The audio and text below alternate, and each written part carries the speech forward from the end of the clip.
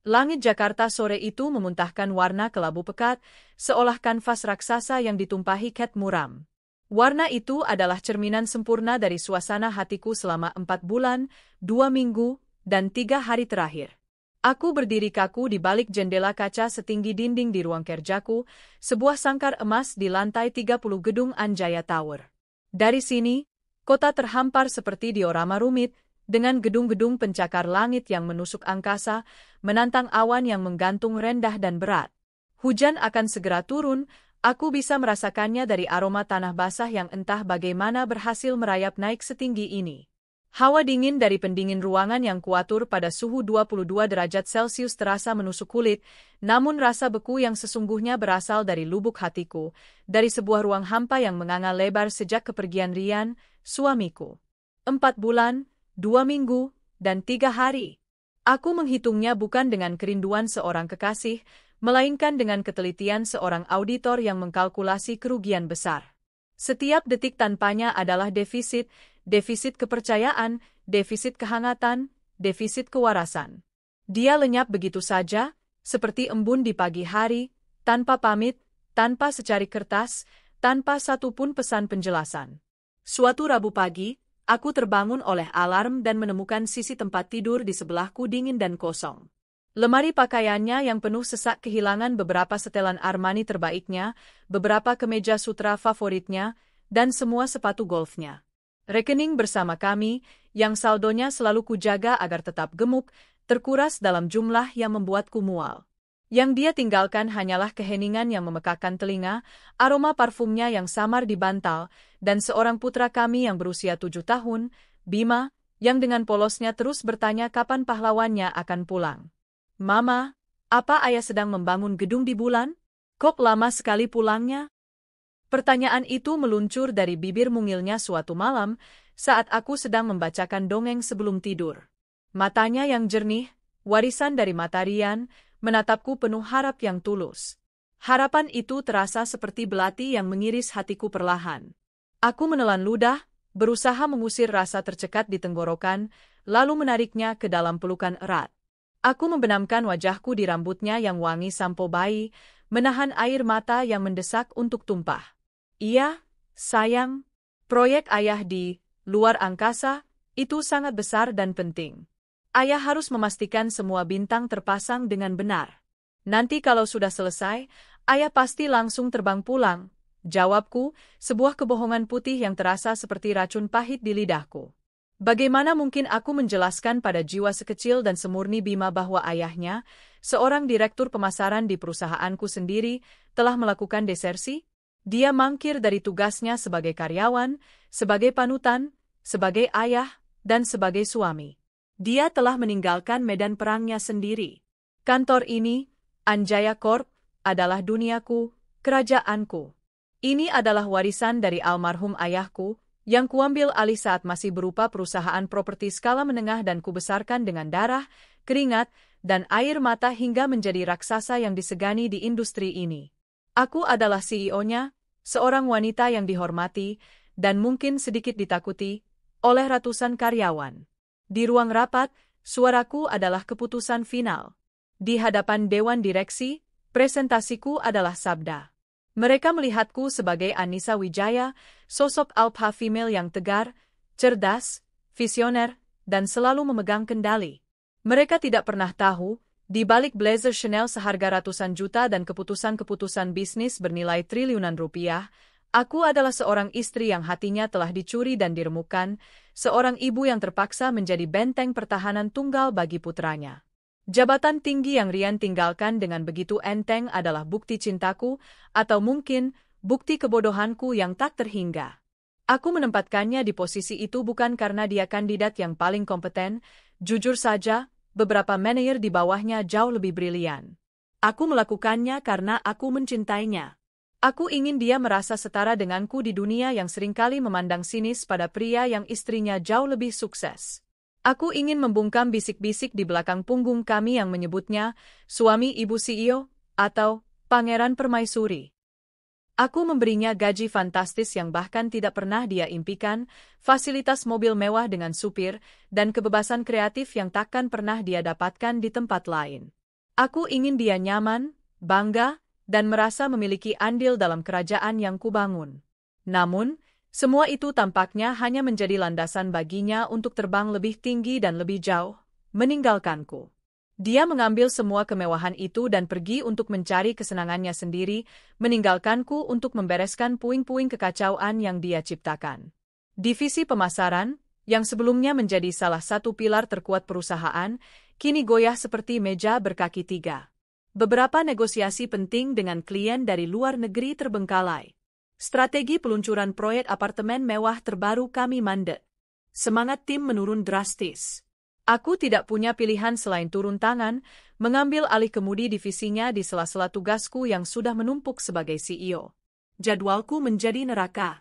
Pagi hari aku memimpin rapat dewan, siang hari aku bertemu klien korporat, sore hari aku harus membedah laporan penjualan dan merumuskan ulang strategi pemasaran. Aku seringkali baru bisa meninggalkan kantor lewat tengah malam, hanya untuk menemukan Bima sudah tertidur lelap di kamarnya. Aku akan duduk di tepi ranjangnya, mengelus rambutnya, dan berbisik meminta maaf karena tidak bisa menemaninya makan malam. Setelah itu, aku akan menyeret tubuhku yang lelah ke ruang kerja di rumah, membuka laptop, dan melanjutkan pekerjaan hingga azan subuh berkumandang.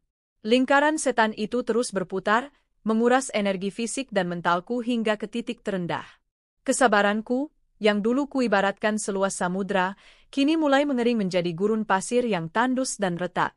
Teman-teman terdekatku, Maya dan Sarah, berusaha menjadi sistem pendukungku. Mereka datang silih berganti ke rumahku, membawakan makanan kesukaanku, mengajakku bicara, atau sekadar menemaniku dalam diam.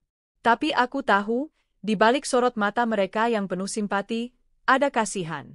Dan aku benci dikasihani. Anissa, kamu sudah coba lapor polisi? Setidaknya sebagai orang hilang, usul Maya suatu malam saat kami duduk di teras belakang rumahku, menatap kolam renang yang airnya berkilauan tenang. Aku menggeleng lemah, memijat pelipisku yang berdenyut. Polisi baru akan bergerak setelah 24 jam dan ini sudah berbulan-bulan. Mereka akan menganggap ini masalah rumah tangga, seorang suami yang pergi dari rumah. Aku tidak mau ini menjadi konsumsi publik, May. Reputasi perusahaan bisa terkena imbasnya. Tapi kamu tidak bisa terus seperti ini. Kamu butuh kepastian, desak Maya. Sudah coba lacak ponsel atau kartu kreditnya. Ponselnya tidak aktif sejak hari kedua dia pergi. Semua kartu kredit yang atas namanya juga tidak ada transaksi. Dia pasti menggunakan uang tunai dari rekening bersama yang dia kuras, jelasku dengan suara datar. Aku bahkan sudah menyewa detektif swasta terbaik di kota ini. Sudah 2 bulan mereka bekerja, hasilnya nihil. Rian seperti ditelan bumi. Atau sengaja menelan dirinya sendiri dengan bantuan orang lain, sahut Sarah sinis dari seberang meja. Sarah, dengan kepribadiannya yang belak-belakan, tidak pernah terlalu menyukai Rian. Dia selalu menganggap Rian tidak sepadan denganku. Aku tidak mau menuduh, Ann, tapi ini polanya sangat klasik. Laki-laki yang pergi mendadak dengan membawa banyak uang, biasanya tidak sedang bertapa di gunung. Dia pasti bersama seseorang. Kata-kata Sarah adalah garam yang ditaburkan di atas luka menganga. Itu adalah ketakutan terbesarku, sebuah kemungkinan mengerikan yang selalu kutepis jauh-jauh ke sudut tergelap di benakku. Selama ini aku berusaha meyakinkan diriku bahwa Rian mungkin sedang mengalami krisis parubaya, butuh waktu untuk sendiri, atau mungkin terlibat masalah yang tidak bisa dia ceritakan. Tapi perselingkuhan? Meninggalkan keluarga demi wanita lain? Aku tidak mau percaya. Rian memang terkadang genit dan suka menjadi pusat perhatian, tapi dia mencintai Bima. Setidaknya, itu yang aku yakini. Namun, seiring hari berganti minggu, dan minggu berganti bulan, benih kecurigaan yang ditanam Sarah itu tumbuh subur di tanah kekecewaanku. Ia tumbuh menjadi pohon raksasa yang berduri, akarnya mencengkeram hatiku, cabangnya yang tajam menusuk setiap pikiranku. Apakah ada wanita lain? Siapakah dia? Apa yang dia miliki yang tidak kumiliki?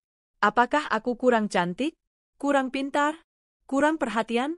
Pertanyaan-pertanyaan itu menjadi hantu yang menterorku di malam-malam yang panjang dan sepi, saat aku hanya bisa memandangi sisi kosong tempat tidur kami yang terasa begitu luas dan dingin. Aku memutar kembali film kenangan kami. Aku mengingat tawa renyahnya saat kami berlibur ke Santorini, janji-janjinya yang manis saat kami menikah di bawah taburan bintang di Bali. Aku akan selalu menjagamu dan anak-anak kita, Anissa.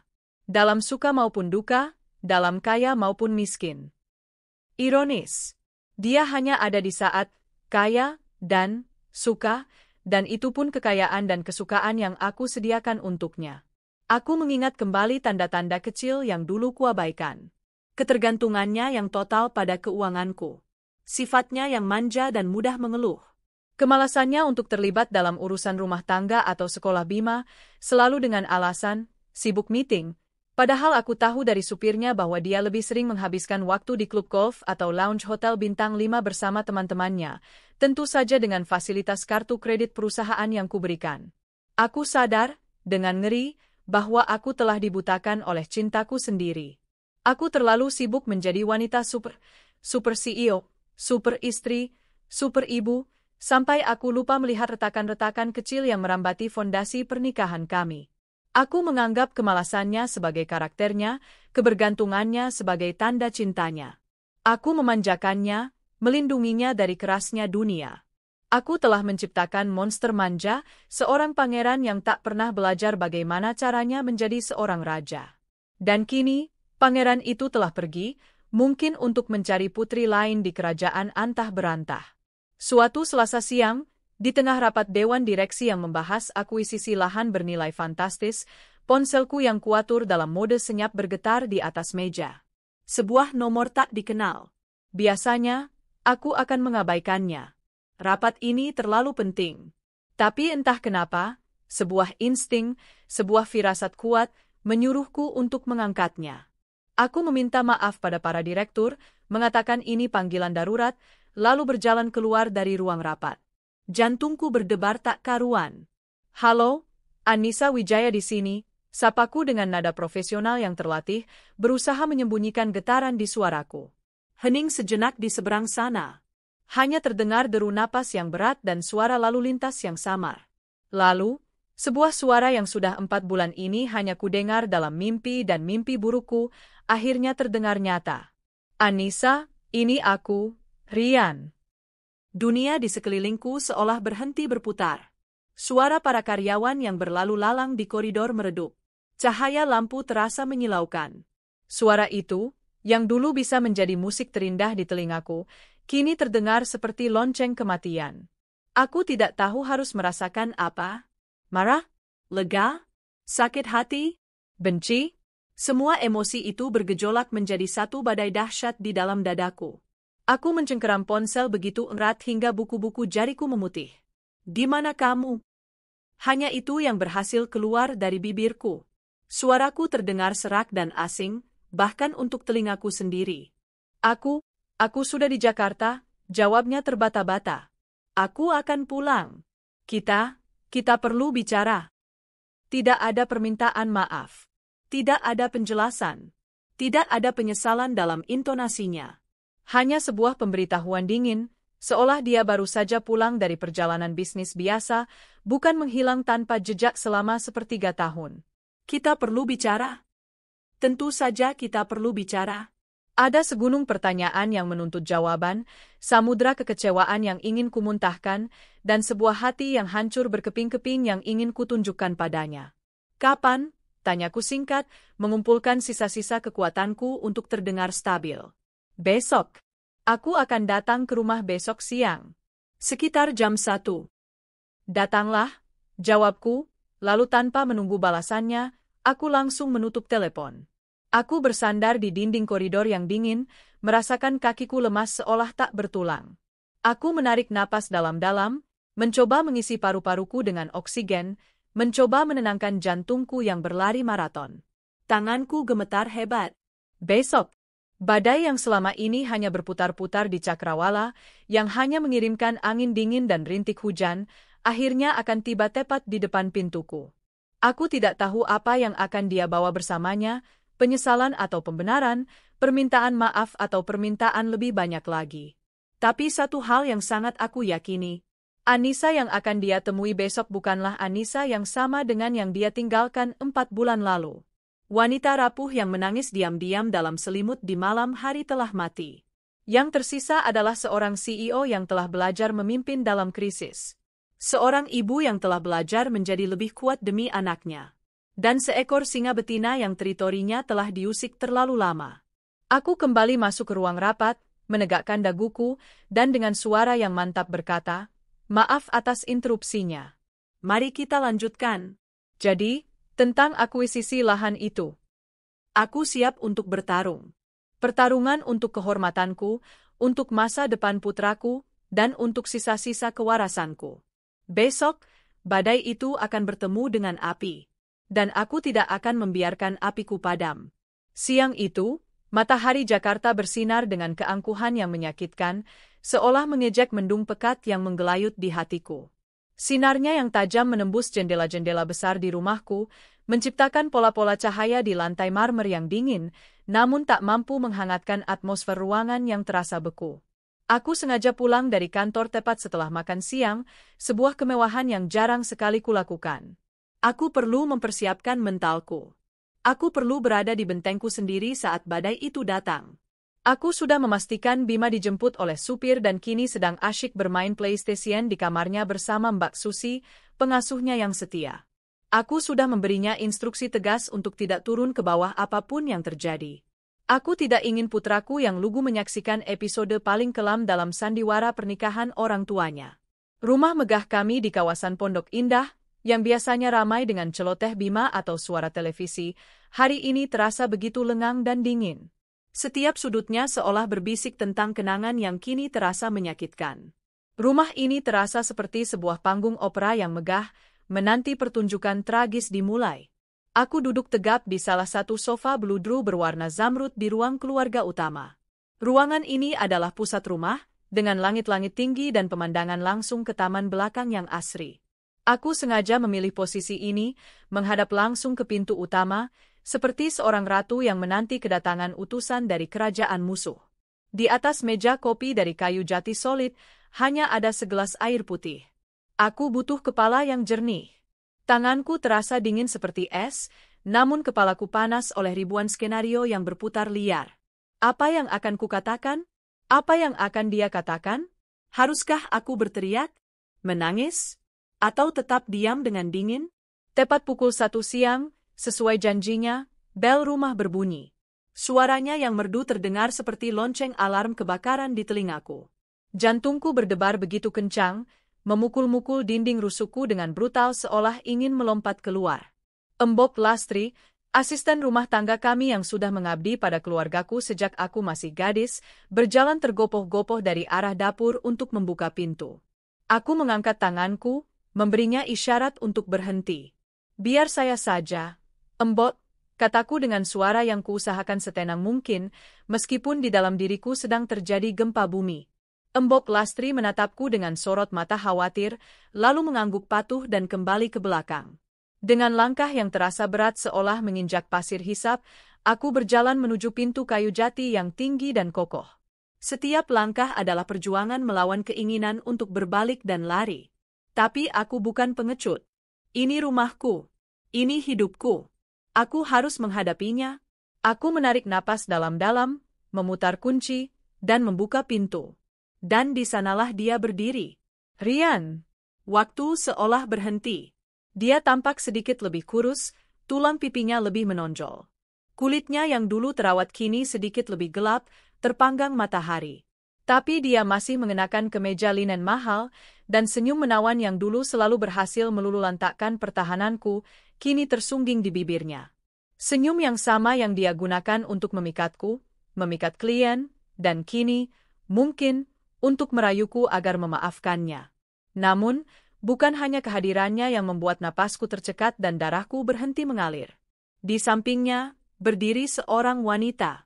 Wanita yang jauh lebih muda dariku, mungkin masih di pertengahan 20-an. Rambutnya yang hitam legam tergerai panjang melewati bahunya. Wajahnya cantik, dengan riasan tipis yang menonjolkan mata besarnya.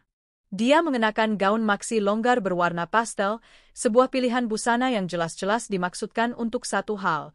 Gaun itu tidak mampu, dan mungkin tidak berniat, untuk menyembunyikan perutnya yang membuncit.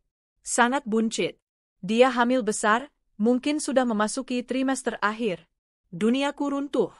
Semua spekulasi, semua ketakutan, semua bisikan sinis Sarah, kini menjadi kenyataan yang brutal dan telanjang di depan mataku. Badai itu tidak datang sendiri. Ia membawa serta petir dan guntur. Pandangan kami bertemu dalam sepersekian detik yang terasa seperti selamanya. Mataku yang tajam menatap perut buncit wanita itu, lalu beralih ke wajah Rian, menuntut penjelasan tanpa perlu satu kata pun terucap. Senyum di wajah Rian perlahan memudar, digantikan oleh ekspresi canggung yang bercampur rasa bersalah. Wanita di sampingnya menundukkan kepala, memainkan ujung gaunnya dengan jari-jarinya yang lentik, sebuah gestur yang dirancang dengan sempurna untuk memerankan peran sebagai korban yang pemalu dan tersudut.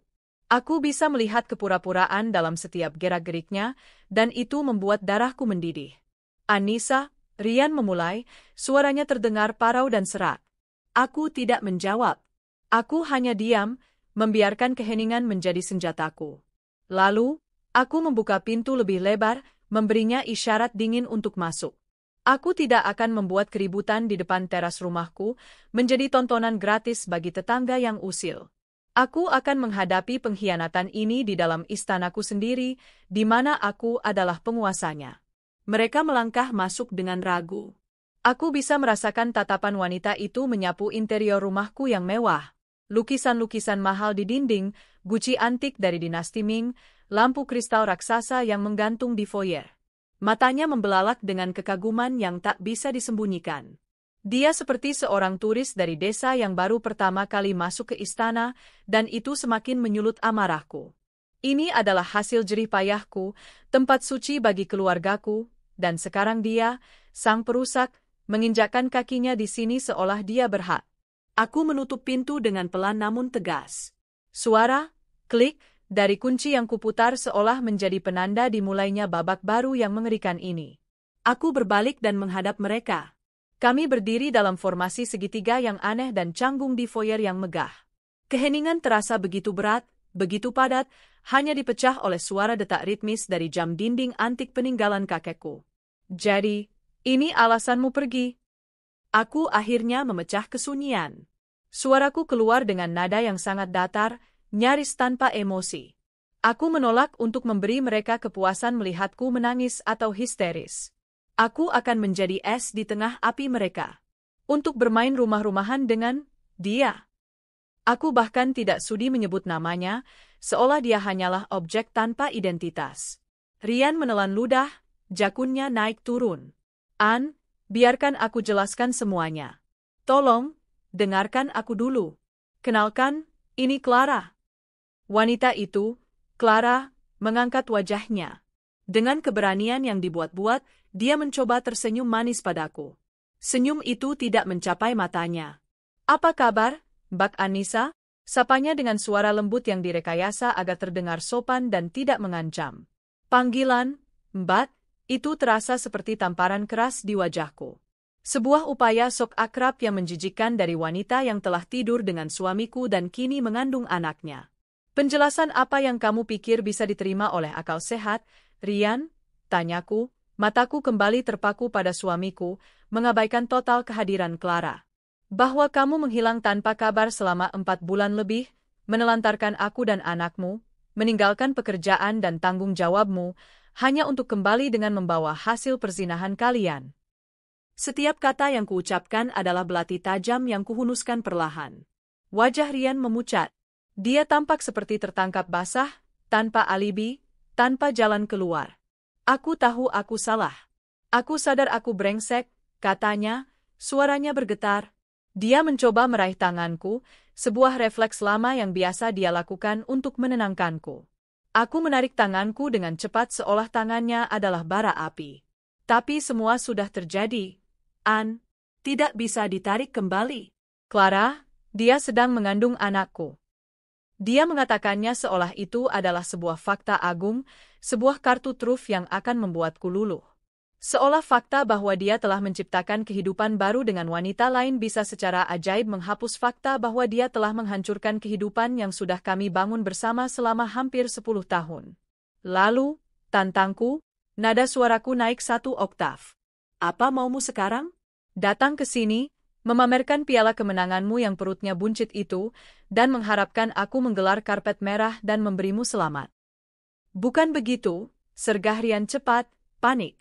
Aku datang untuk mengambil tanggung jawabku. Aku tertawa. Tawa kering tanpa humor, penuh dengan kepahitan, yang menggema di ruangan besar itu. Tawa itu membuat mereka berdua tersentak. Bertanggung jawab? Kata itu bahkan tidak ada dalam kamus hidupmu, Rian. Tanggung jawabmu itu di sini. Di rumah ini. Bersama Bima, putramu yang setiap malam menanyakan di mana ayahnya. Tanggung jawabmu ada di kantor, pada puluhan karyawan di divisimu yang kau tinggalkan seperti anak ayam kehilangan induk. Jangan pernah, sekali lagi, jangan pernah bicara soal tanggung jawab di hadapanku. Suaraku mulai meninggi, tak peduli lagi dengan citra tenang yang sejak tadi kupertahankan. Bendungan amarah yang kupendam selama berbulan-bulan akhirnya retak dan mulai bocor. Mas, sudahlah. Mungkin ini memang bukan waktu yang tepat. Sebaiknya kita pergi dulu, bisik Clara pada Rian, tangannya dengan sengaja mengelus-elus perutnya, sebuah gestur teatrikal yang jelas-jelas ditujukan untuk memancing simpatiku. Dia ingin aku melihatnya sebagai ibu hamil yang lemah, yang perlu dikasihani, yang terjebak dalam situasi sulit. Aku tidak akan termakan sandiwara murahan itu. Oh, tidak, tidak. Ini adalah waktu yang sangat tepat, kataku, kini menatap lurus ke mata Clara untuk pertama kalinya. Tatapanku dingin dan menusuk. Aku sudah menunggu 4 bulan untuk mendengar penjelasan. Jadi, silakan. Lanjutkan. Aku ingin mendengar dongeng kalian. Ceritakan padaku, bagaimana seorang direktur pemasaran yang sudah menikah bisa berakhir dengan seorang wanita sepertimu. Aku pendengar yang baik. Rian tampak putus asa. Dia mengusap wajahnya dengan kasar. Dia menarik napas dalam-dalam, seolah mengumpulkan sisa-sisa keberaniannya. Dia mulai bercerita, dan persis seperti dugaanku, ceritanya adalah sebuah klise yang bisa kutemukan di novel-novel picisan. Cerita tentang pertemuan, tak sengaja, di sebuah pameran seni, tentang Clara yang bekerja sebagai event organizer lepas. Tentang bagaimana Clara memahaminya dengan cara yang menurutnya tidak pernah aku lakukan. Dia mengeluh tentang bagaimana dia merasa tertekan oleh kesuksesanku, merasa seperti bayang-bayangku, merasa tidak menjadi pemimpin dalam rumah tangga. Sebuah alasan basi yang sering dilontarkan oleh pria-pria berjiwa kerdil yang tidak mampu menerima kenyataan bahwa pasangan mereka lebih hebat. Dia mengaku dengan terbata-bata bahwa hubungan terlarang mereka sudah berjalan hampir setahun, tepat di bawah hidungku. Mereka bertemu diam-diam di jam makan siang, menghabiskan akhir pekan bersama saat aku sedang dinas ke luar negeri, berlibur ke puncak dengan menggunakan uangku. Mereka membangun istana fantasi mereka di atas pondasi pengkhianatanku. Kepergiannya 4 bulan lalu adalah saat Clara dengan panik memberitahunya bahwa dia positif hamil. Dia kalut, dan alih-alih menghadapiku seperti seorang pria, dia memilih untuk lari seperti seorang pengecut bersama selingkuhannya, hidup dari sisa uang yang dia curi dariku di sebuah rumah kontrakan sempit di daerah Depok. Hidup di sana sangat sulit, An, kata Rian dengan nada memelas, seolah mengharapkan simpatiku. Aku tidak tega melihat Clara, dalam kondisi hamil, harus tinggal di tempat yang panas dan sumpek seperti itu. Aku menatapnya dengan tatapan paling dingin yang bisa kuberikan. Jadi, dia baru kembali setelah uangnya habis. Dia kembali bukan karena rindu pada anaknya, bukan karena penyesalan telah menyakitiku, tapi murni karena keadaan. Dia kembali untuk mencari kenyamanan. Lalu apa tujuanmu kembali ke sini sekarang? Meminta maaf, lalu pergi lagi dan tidak pernah kembali? Kalau itu maumu, akan kukabulkan, kataku sinis. Rian menggelengkan kepalanya dengan cepat. Dia menatapku dengan sorot mata yang paling serius, sorot mata yang sama yang pernah dia gunakan saat dia melamarku di puncak Menara Eiffel dulu. Dan apa yang keluar dari mulutnya selanjutnya adalah puncak dari segala keabsurdan, sebuah permintaan yang begitu biadab hingga aku yakin aku sedang berada dalam mimpi buruk. Aku ingin kamu merestui pernikahan kami, Anissa. Hening. Dunia benar-benar berhenti. Aku yakin aku salah dengar. Telingaku pasti berdengung. Aku pasti sudah kehilangan kewarasanku. Suamiku, yang secara hukum dan agama masih terikat pernikahan denganku, pulang membawa selingkuhannya yang hamil tua dan meminta restuku untuk menikahi wanita itu. Aku menatapnya, lalu ke Clara yang menunduk malu-malu, lalu kembali lagi padanya. Aku mencari tanda-tanda lelucon, mencari kamera tersembunyi, mencari apapun yang bisa menjelaskan kegilaan ini. Tapi tidak ada. Wajah mereka berdua serius, tegang, dan penuh harap. Mereka benar-benar, dengan tulus, mengharapkan aku, istri yang mereka hianati, untuk memberikan berkat pada persatuan haram mereka. Pada saat itu, rasa sakit yang luar biasa di hatiku tiba-tiba membeku. Ia berubah menjadi sesuatu yang lain. Sesuatu yang dingin, keras, dan sangat berbahaya. Badai itu telah tiba, bukan hanya di depan pintuku, tetapi juga telah mengamuk di dalam jiwaku. Dan aku sadar sepenuhnya, badai ini tidak akan pergi sebelum menghancurkan semua yang ada di jalurnya. Dan yang pertama akan kuhancurkan adalah mereka berdua. Keheningan yang mengikuti permintaan Rian terasa begitu padat dan berat, seolah udara di dalam ruangan telah berubah menjadi beton. Aku bisa merasakan detak jantungku sendiri melambat menjadi irama yang dingin dan teratur. Keterkejutan total telah bermetamorfosis menjadi ketenangan yang menakutkan. Merestui pernikahan mereka? Apakah dia pikir aku ini seorang santa dari buku-buku agama? Atau seorang wanita bodoh dari sinetron yang akan menangis terseduh-seduh lalu dengan lapang dada menerima takdirnya? Mungkin dia berpikir aku adalah kombinasi keduanya. Selama ini, aku memang sudah menjadi keduanya demi dia, seorang pemaaf yang tak kenal lelah dan seorang bodoh yang dibutakan oleh cinta. Aku tidak mengatakan apa-apa. Gerakan pertamaku adalah berjalan perlahan, dengan anggun yang dibuat-buat, menuju sofa tunggal yang terpisah dari sofa panjang tempat mereka duduk. Aku duduk, menyilangkan kakiku dengan elegan, dan melipat tanganku di dada. Aku menatap mereka berdua dengan tatapan seorang hakim yang akan segera menjatuhkan vonis hukuman mati. Keheninganku yang berkepanjangan tampaknya mereka salah artikan sebagai sebuah pertimbangan, bukan sebagai kemuakan yang membatu. Kesalahan yang sangat fatal. Melihatku hanya diam, Rian, dengan kebodohan yang luar biasa, menganggap itu sebagai lampu hijau untuk melanjutkan presentasinya.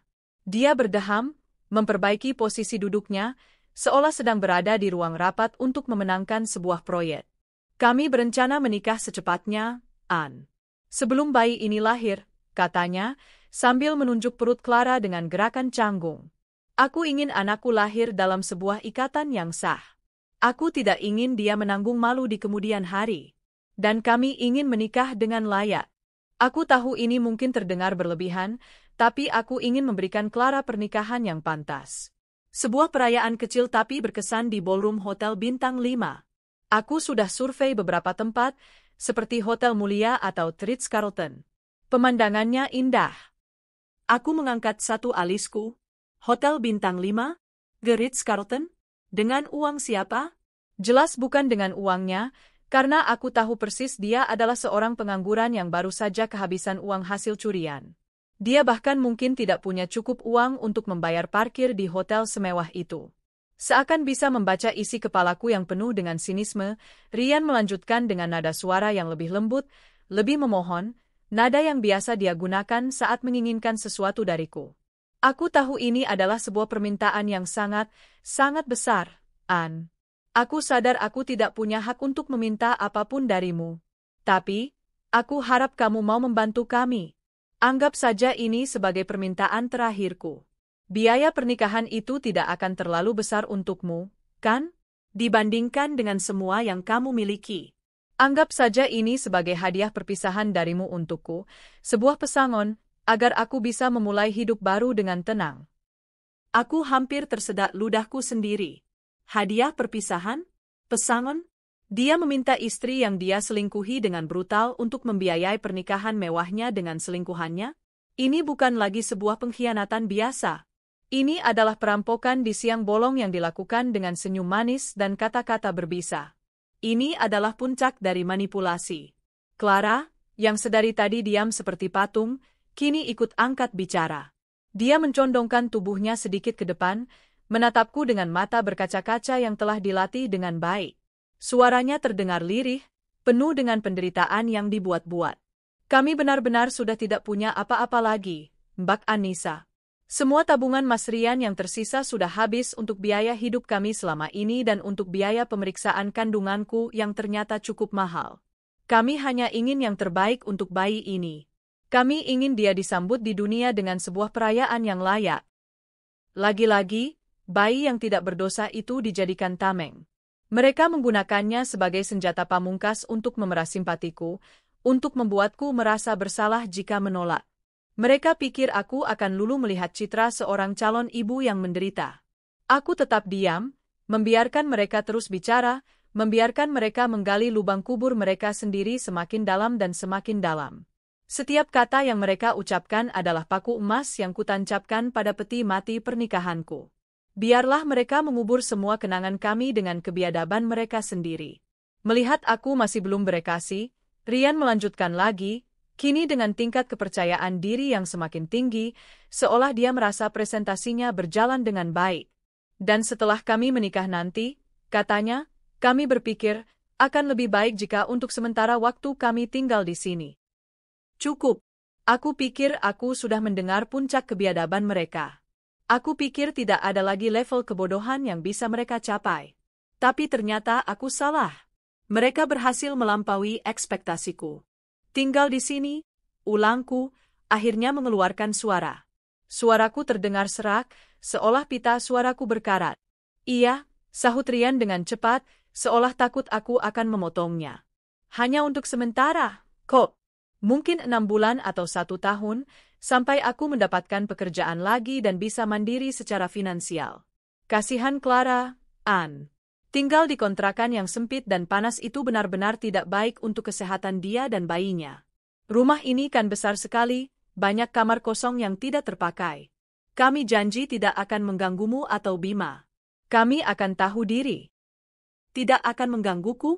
Dia mau membawa selingkuhannya untuk tinggal di bawah atap yang sama denganku, di rumah yang kubangun dengan tetesan keringatku, tidur di kamar yang mungkin bersebelahan denganku, makan di meja makan yang sama denganku, dan dengan entengnya berkata tidak akan menggangguku? Otak Rian pasti sudah korslet atau benar-benar terbuat dari agar-agar. Clara, sang aktris utama, menimpali dengan wajah memelas yang disempurnakan. Iya, Mbak.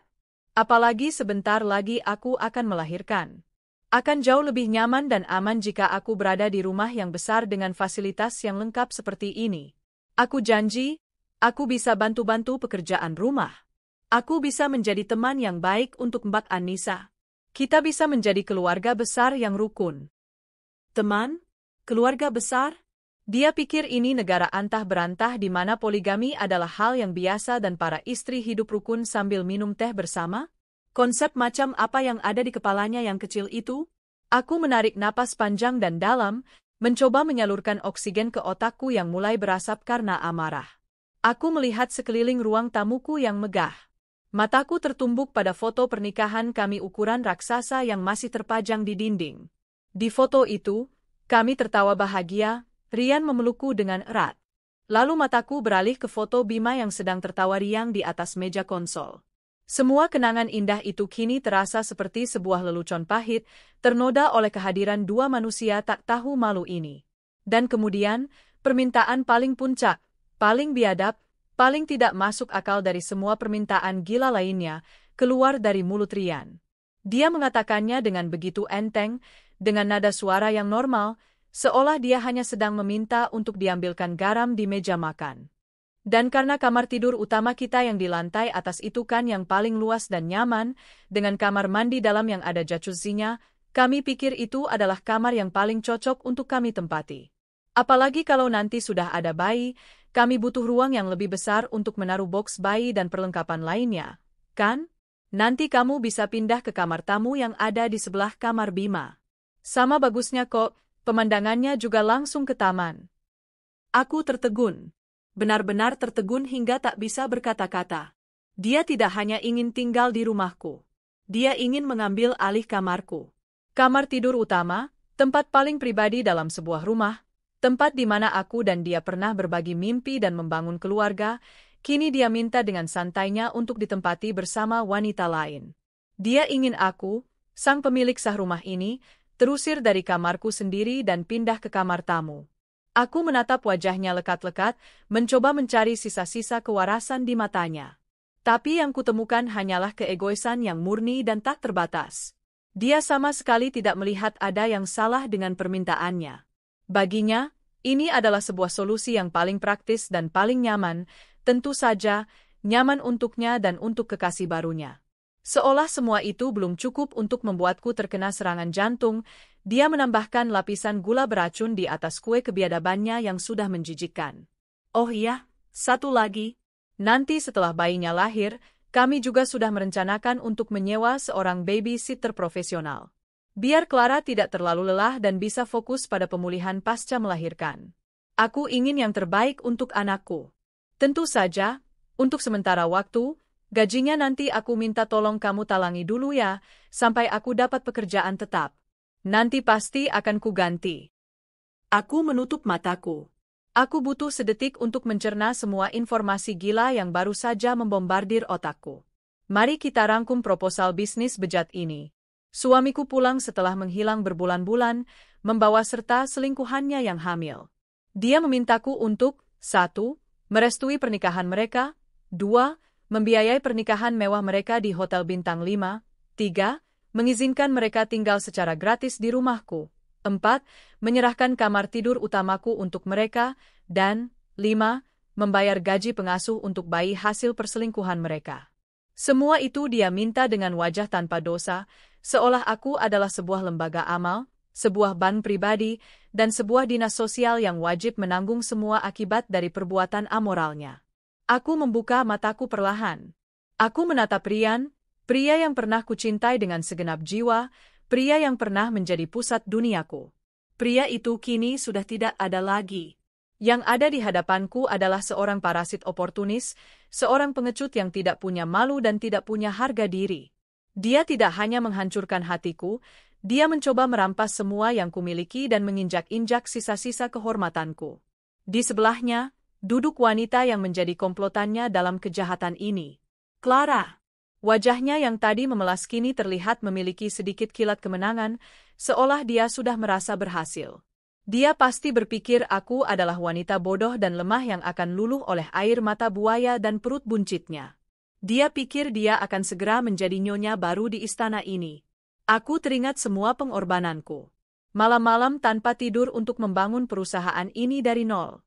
Kesempatan-kesempatan pribadi yang kulepaskan demi memastikan keluarga kami hidup dalam kemewahan. Kesabaranku yang tak terbatas dalam menghadapi suami pemalas yang lebih suka bersenang-senang daripada memikul tanggung jawab. Semua itu kulakukan atas nama cinta. Dan inilah balasan yang kuterima. Dikhianati, direndahkan, dan kini diminta untuk menjadi sponsor utama bagi kebahagiaan para pengkhianat itu dengan menggunakan hartaku sendiri. Kemarahan di dalam diriku tidak lagi panas membara seperti lahar.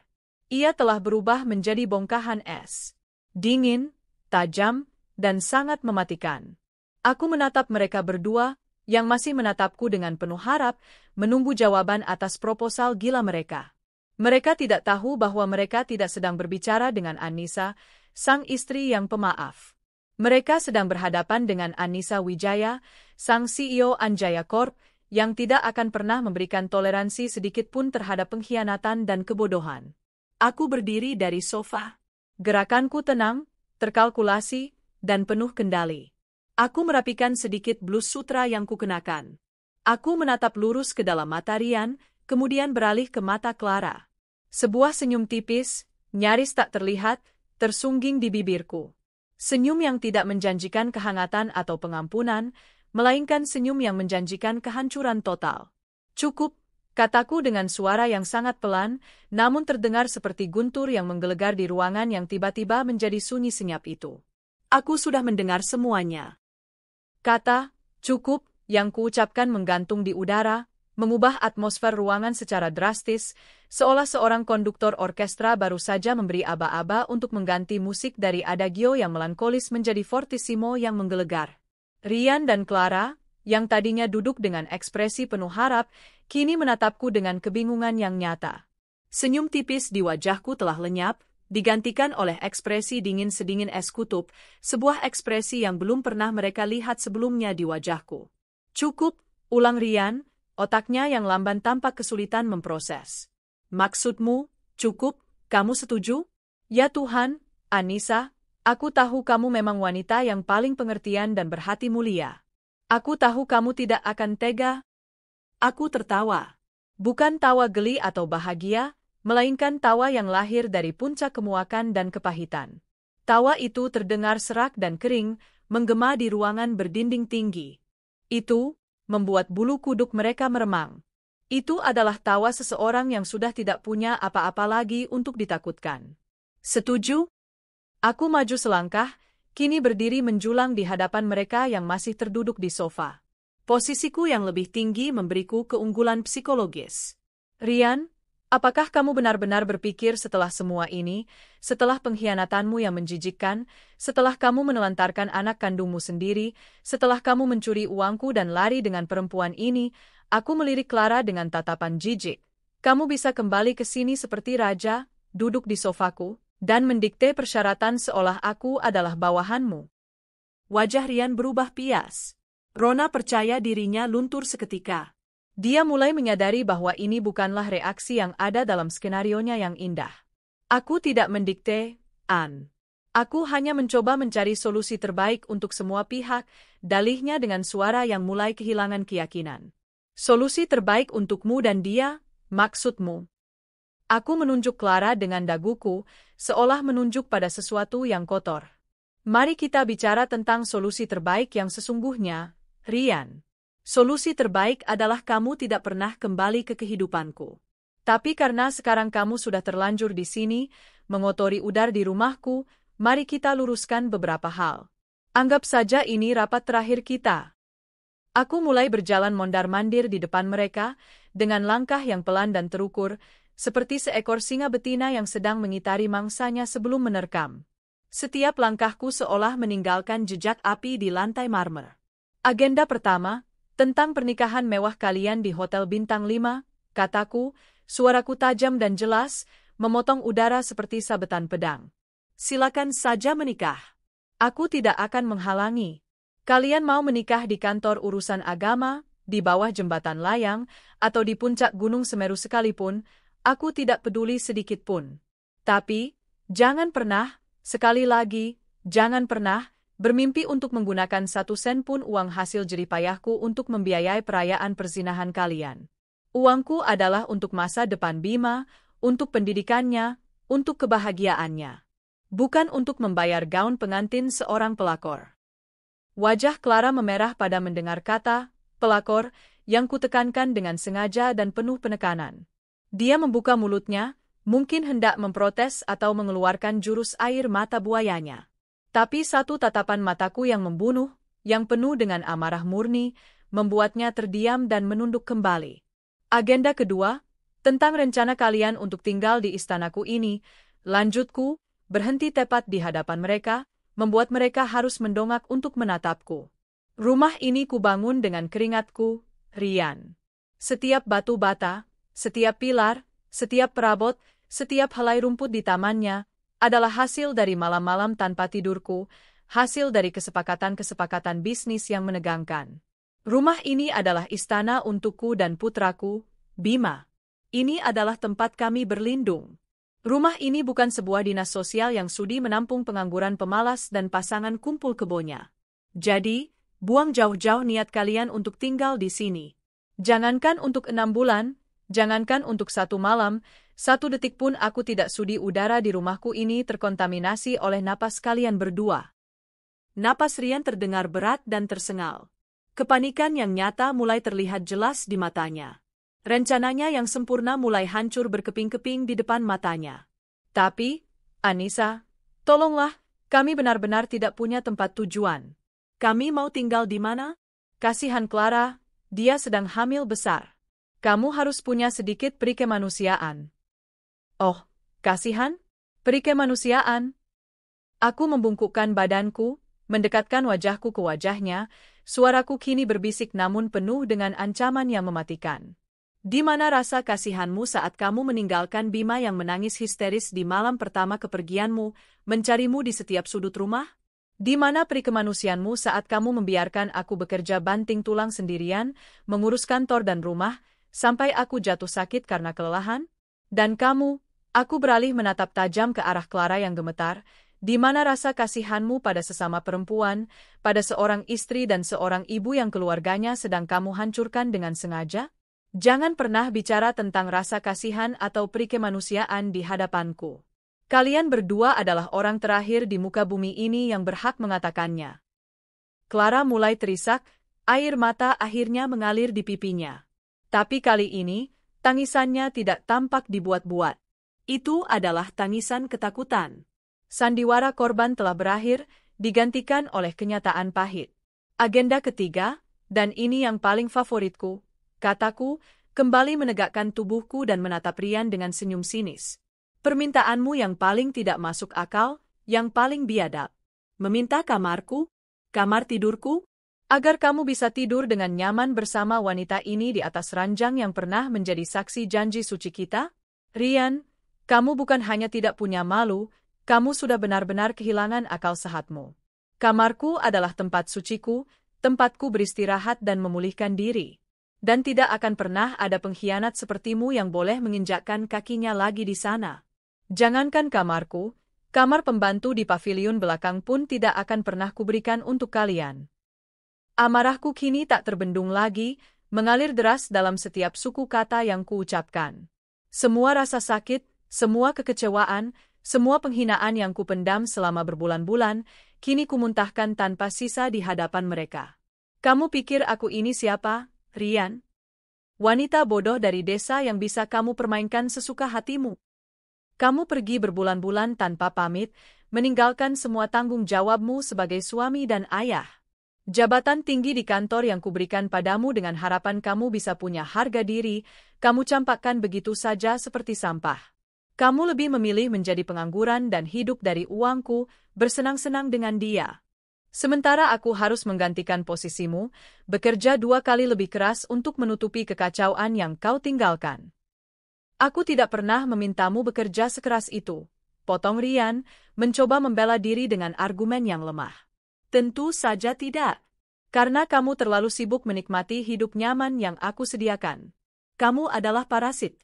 Benalu yang menempel dan menghisap sari kehidupanku. Dan kesabaranku sudah habis. Aku sudah selesai denganmu.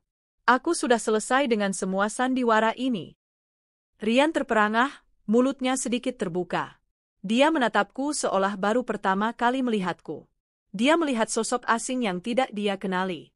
Anissa, kamu tidak bisa melakukan ini padaku. Aku ini suamimu. Aku ayah dari Bima. Statusmu sebagai suamiku akan berakhir hari ini juga. Aku akan pastikan itu. Dan statusmu sebagai ayah? Kamu sendiri yang sudah melepaskannya saat kamu memilih untuk meninggalkan anak itu demi kesenangan sesaatmu. Sekarang, aku mau kalian berdua pergi dari rumahku.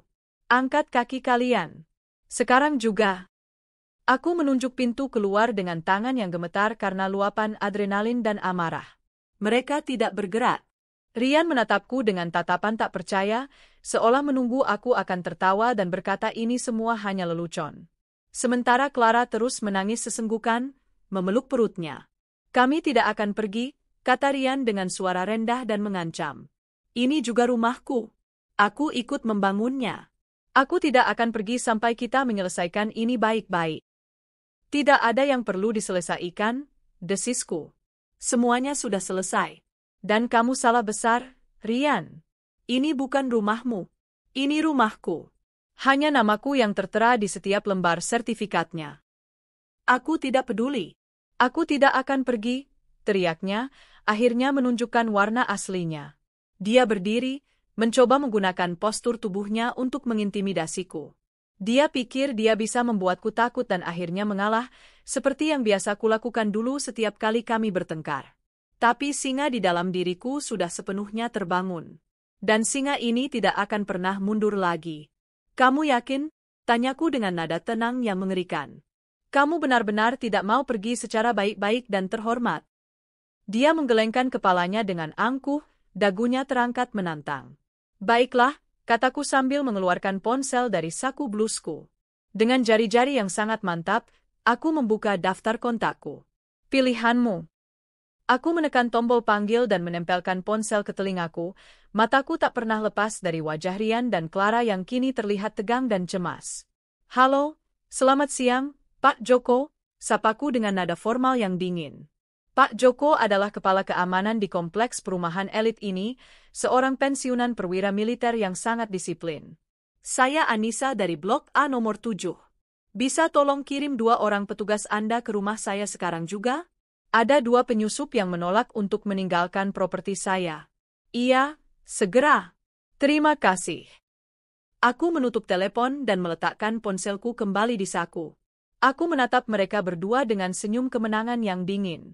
Kalian punya waktu kurang dari 5 menit untuk berjalan keluar dari pintu itu dengan sisa-sisa harga diri kalian yang mungkin masih ada. Setelah itu, kalian akan diseret keluar seperti pencuri. Pilihlah dengan bijak. Wajah Rian pucat pasi.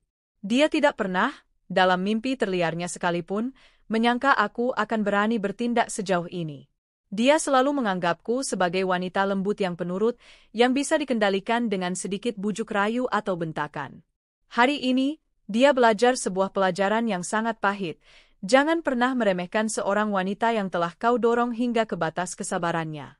Karena dia tidak akan kembali sebagai domba yang penurut, melainkan akan kembali sebagai singa betina yang lapar dan siap mencabik-cabik. 5 menit yang kuberikan terasa seperti keabadian yang mencekam. Rian dan Clara duduk membeku di sofa, terperangkap dalam keheningan yang tegang. Rian menatapku dengan campuran amarah, keterkejutan, dan ketidakpercayaan. Matanya seolah bertanya, siapa kamu? Kemana perginya Anissa yang kukenal? Sementara Clara terus menangis terseduh-seduh, bukan lagi tangisan manipulatif, melainkan tangisan ketakutan yang tulus. Mungkin dia berharap air matanya bisa memadamkan api neraka yang telah kunyalakan. Aku tidak tergerak sedikit pun. Aku berdiri tegap di dekat pintu, melipat tangan di dada, menunggu dengan sabar kedatangan tim eksekusi. Benar saja, tak sampai 5 menit, bel rumah berbunyi. Kali ini bunyinya terdengar seperti musik kemenangan di telingaku. Aku berjalan dengan langkah mantap dan membuka pintu. 2 orang pria bertubuh tegap dan kekar dengan seragam satpam berwarna biru tua berdiri di depan pintu. Di belakang mereka, berdiri Pak Joko, kepala keamanan, dengan postur tegap khas militernya dan wajah serius. Selamat siang, Bu Anissa.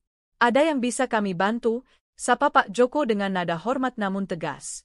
Selamat siang, Pak Joko. Terima kasih sudah datang dengan cepat, jawabku dengan suara yang sama tenangnya. Aku mundur selangkah, memberikan mereka akses untuk melihat ke dalam. Tolong bantu saya mengeluarkan 2 orang ini dari rumah saya. Mereka masuk tanpa izin dan sekarang menolak untuk pergi. Aku menunjuk ke arah Rian dan Clara yang masih terpaku di sofa. Mata Pak Joko dan kedua anak buahnya mengikuti arah telunjukku. Mereka melihat Rian, yang selama ini mereka kenal dan sapa dengan hormat sebagai Bapak, dan seorang wanita hamil yang sedang menangis. Ada keraguan sejenak di wajah mereka. Ini adalah situasi yang canggung.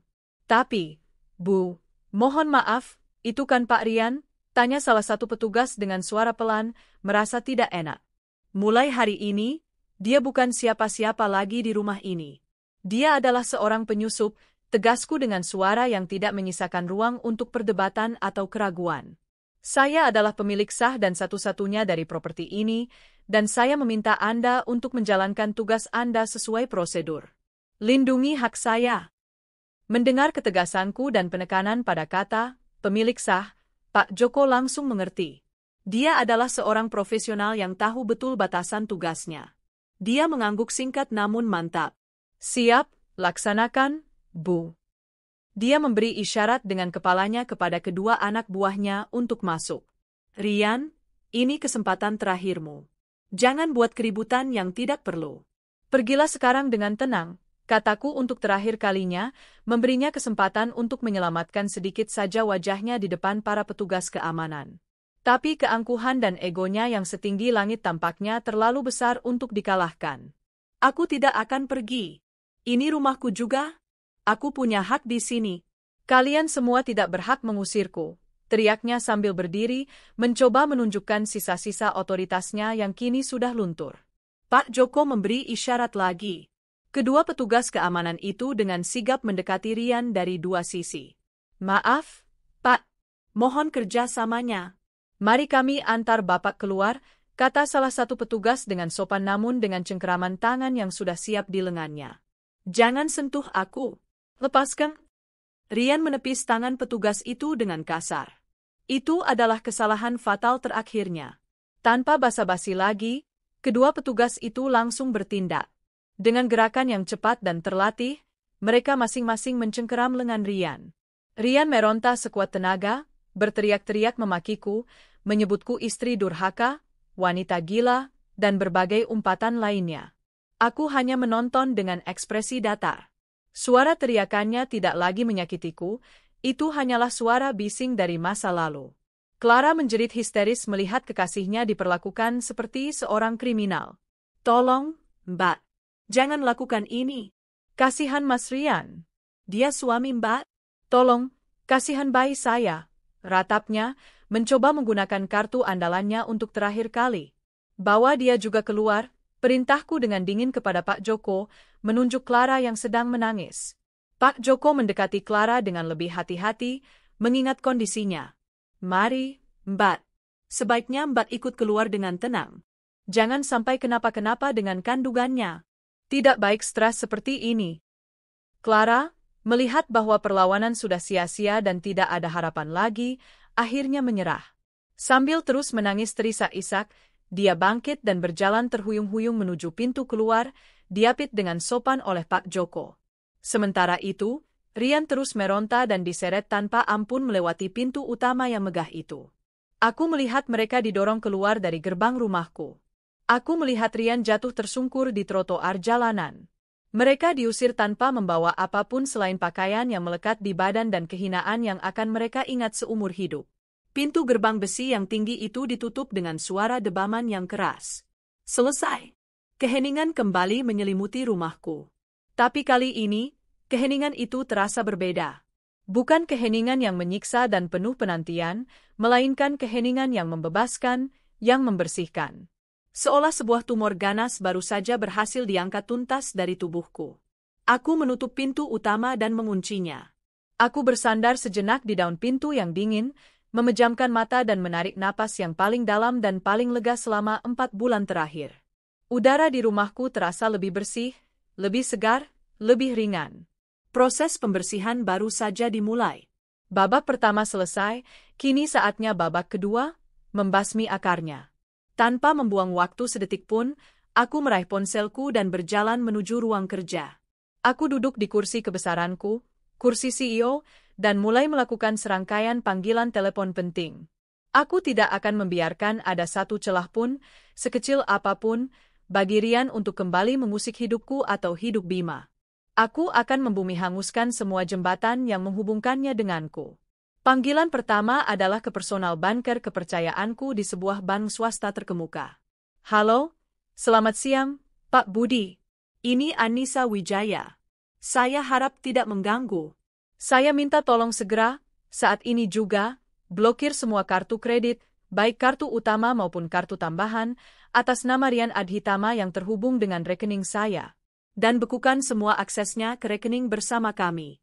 Pindahkan seluruh saldo di rekening bersama ke rekening pribadi saya. Segera, Pak. Ini situasi darurat. Pak Budi, yang sudah belasan tahun mengelola keuanganku, tidak banyak bertanya. Dia tahu dari nada suaraku bahwa ini adalah sesuatu yang serius. Dia hanya menjawab dengan sigap, "Baik, Bu Anissa. Saya mengerti. Segera saya proses saat ini juga." Anggap saja sudah beres. Panggilan kedua adalah ke pengacara keluargaku, Pak Wijaya, seorang pengacara korporat paling disegani di Jakarta. Selamat siang, Pak Wijaya. Maaf mengganggu. Saya Anissa. Saya mau mengajukan gugatan cerai. Secepat yang Bapak bisa. Alasan, perselingkuhan dan penelantaran keluarga. Saya punya saksi dan bukti yang kuat. Saya juga mau Anda memastikan semua aset atas nama saya, baik yang didapat sebelum maupun selama pernikahan, sepenuhnya aman. Dia tidak boleh mendapatkan sepeser pun. Kita akan gunakan perjanjian pranikah kita. Saya turut prihatin mendengarnya, Bu Anissa, jawab Pak Wijaya dengan nada simpatik namun profesional. Tentu saja. Saya akan segera siapkan berkasnya. Kirimkan semua data yang Ibu punya. Kita akan buat dia tidak bisa menyentuh apapun yang menjadi hak Ibu dan putra Ibu. Serahkan pada saya. Panggilan ketiga adalah ke asisten pribadiku di kantor, Rina, yang sangat efisien dan bisa kupercaya. Rina, saya punya beberapa tugas penting untukmu. Pertama, segera kirim orang dari kantor untuk mengambil mobil Alphard hitam B1234-an yang biasa dipakai Pak Rian. Lacak posisi GPS-nya, saya tidak tahu di mana dia meninggalkannya terakhir kali. Ambil mobil itu segera. Kedua, saya mau kamu bersama tim Office Bu membersihkan seluruh barang pribadi Pak Rian dari ruangannya di kantor. Semua barangnya, masukkan ke dalam kardus dan buang saja ke tempat sampah di belakang gedung. Saya tidak mau melihat jejaknya lagi sedikit pun di kantor besok pagi. Ruangan itu harus steril. Kamu mengerti? Siap, Bu. Mengerti. Segera saya laksanakan, jawab Rina dengan sigap, tanpa bertanya apapun. Setelah 3 panggilan telepon strategis itu, aku merasa beban seberat gunung terangkat dari pundakku. Aku telah memutus semua aksesnya, keuangan, hukum, dan profesional. Dia kini benar-benar sendirian, terlempar dari surga nyaman yang telah kusediakan untuknya selama bertahun-tahun, dan jatuh terhempas ke bumi yang keras. Langkah terakhir dan yang terpenting adalah putraku, Bima. Proses pembersihan tidak akan lengkap tanpa memberinya penjelasan. Aku berjalan ke lantai atas menuju kamarnya. Aku melihatnya masih asyik bermain, dunianya masih penuh warna dan keceriaan, tak tersentuh oleh drama kotor orang dewasa di lantai bawah. Aku duduk di tepi tempat tidurnya. Sayang, sini sebentar. Mama mau bicara, kataku dengan suara selembut mungkin. Bima meletakkan stick PlayStation-nya dan mendekat. Iya, Emma, ada apa? Aku menarik napas. Ini adalah bagian tersulit, namun harus kulakukan. Bima, ayah tadi datang ke sini. Wajahnya langsung berbinar cerah. Benarkah? Ayah sudah pulang? Di mana ayah sekarang, Emma? Apa ayah bawa oleh-oleh? Rentetan pertanyaannya yang polos itu terasa seperti ribuan jarum kecil yang menusuk hatiku. Aku menggeleng pelan, lalu menariknya ke dalam pelukanku. Ayah sudah pergi lagi, sayang. Dan? Ayah tidak akan tinggal di sini lagi bersama kita. Senyum di wajahnya memudar, digantikan oleh kebingungan. Kenapa, Emma? Apa ayah marah sama Bima karena Bima kemarin dapat nilai jelek di pelajaran matematika? Aku menggeleng kuat-kuat, memeluknya lebih erat. Bukan, sayang. Bukan karena itu. Sama sekali bukan salah Bima. Ayah tidak marah sama Bima. Terkadang, orang dewasa harus tinggal terpisah, di rumah yang berbeda, agar bisa lebih bahagia. Mama dan ayah akan tinggal di rumah yang berbeda. Tapi Bima harus tahu, Mama sangat sayang sama Bima. Dan ayah juga, di suatu tempat, pasti sayang sama Bima. Aku tidak sanggup mengatakan kebenaran yang sesungguhnya, tapi aku juga tidak mau terus-menerus berbohong padanya. Jadi, sekarang di rumah ini tinggal Bima dan Mama saja, tanyanya dengan suara yang mulai bergetar, matanya berkaca-kaca. Iya, sayang. Hanya kita berdua, dan kita akan baik-baik saja. Mama janji, kita akan bahagia bersama. Kita akan jadi tim yang paling hebat di seluruh dunia. Oke? Tim Mama dan Bima. Bima mengangguk pelan dalam pelukanku. Aku tahu hatinya terluka, dan akan ada banyak pertanyaan dan kesedihan di hari-hari mendatang. Tapi aku akan selalu ada di sini untuknya. Aku akan menjadi ayah dan ibu baginya. Aku akan memastikan dia tidak akan pernah kekurangan cinta dan kasih sayang sedikit pun. Malam itu, untuk pertama kalinya dalam 4 bulan lebih, aku tidur nyenyak di tengah tempat tidurku yang luas. Aku tidak lagi menyisakan ruang kosong di sebelahku untuk seseorang yang tidak akan pernah pulang. Aku tidak lagi merasa hampa. Aku merasa utuh dan berkuasa atas hidupku sendiri. Rumahku telah bersih. Hidupku telah bersih. Dan aku siap untuk memulai babak yang baru, hanya dengan Bima, belahan jiwaku, di sisiku.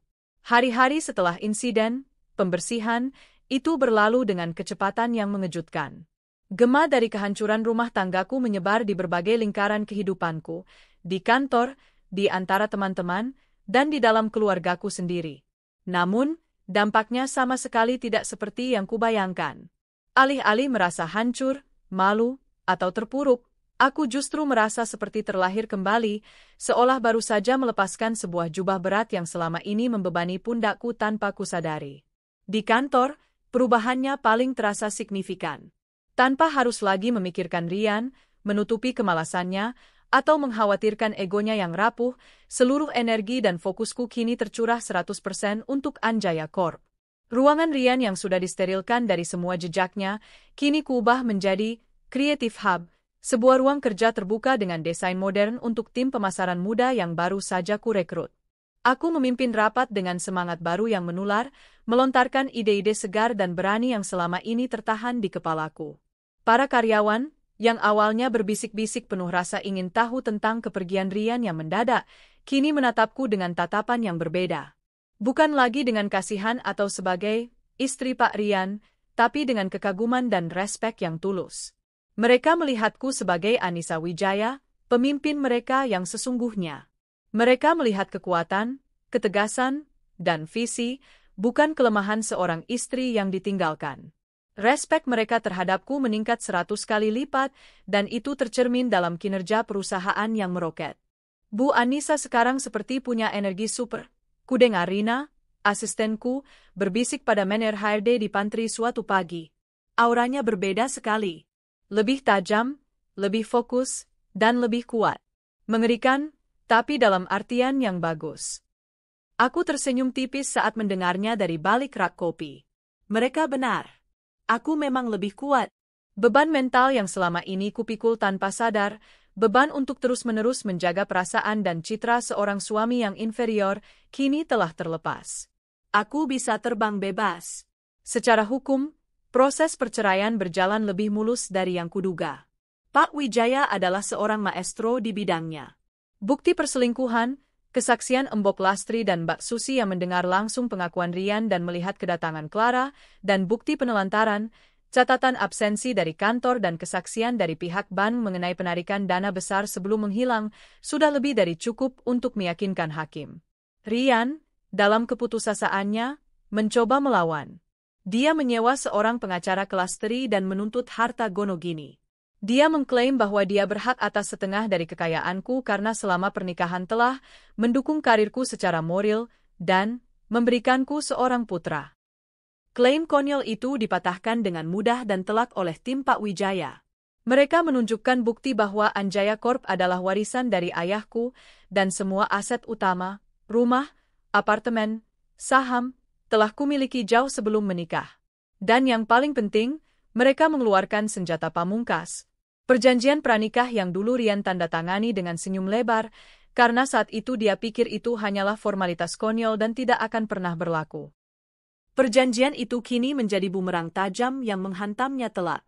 Di mata hukum, dia tidak berhak atas apapun kecuali barang-barang pribadinya, yang sebagian besar sudah kubuang.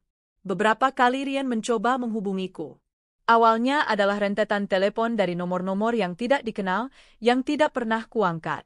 Kemudian, masuklah pesan-pesan teks. Pesan-pesan itu melalui sebuah siklus emosi yang menyedihkan, dari amarah, ancaman, lalu berubah menjadi permohonan yang memelas. Pesan pertama, Anissa, kamu benar-benar keterlaluan. Kamu tidak bisa membuangku begitu saja seperti sampah setelah semua yang kulakukan untukmu. Aku akan menuntutmu. Pesan kedua, beberapa hari kemudian, aku tidak punya uang sama sekali. Semua kartuku diblokir. Aku bahkan tidak bisa membeli makan. Apa kamu sekejam itu? Pesan ketiga, seminggu setelahnya, An, tolonglah. Clara sebentar lagi akan melahirkan. Kami butuh uang untuk biaya rumah sakit. Apa kamu tidak punya hati nurani sedikit pun? Pikirkan nasib keponakanmu yang tidak berdosa. Keponakanku? Aku tertawa miris membaca pesan itu. Dia bahkan tidak berani menyebut bayi itu sebagai anaknya di hadapanku, mencoba menciptakan jarak emosional. Aku tidak pernah membalas satu pun dari pesan-pesan itu. Aku membacanya, lalu menghapusnya. Terakhir, Aku memblokir semua nomor yang mencoba menghubungiku. Bagiku, Rian Adhitama sudah mati. Yang tersisa hanyalah hantu dari masa lalu yang mencoba menggangguku. Clara juga mencoba peruntungannya. Dia mengirimiku pesan panjang melalui direct message di Instagram, menggunakan akun baru. Pesannya adalah sebuah novel mini yang penuh dengan drama. Dia menceritakan penderitaannya, bagaimana dia dan Rian diusir dari kontrakan karena tidak bisa membayar sewa. Dia mengeluh bagaimana Rian sekarang menjadi pria pemarah, frustrasi, dan tidak bertanggung jawab. Dia memohon belas kasihan dariku, sesama wanita, demi bayi yang ada di kandungannya. Aku hanya melihat foto profilnya, sebuah foto selfie dengan perut buncitnya, dan wajah yang dibuat secantik mungkin. Tidak ada sedikit pun rasa kasihan atau simpati di hatiku. Yang ada hanyalah rasa muak yang tak terkira.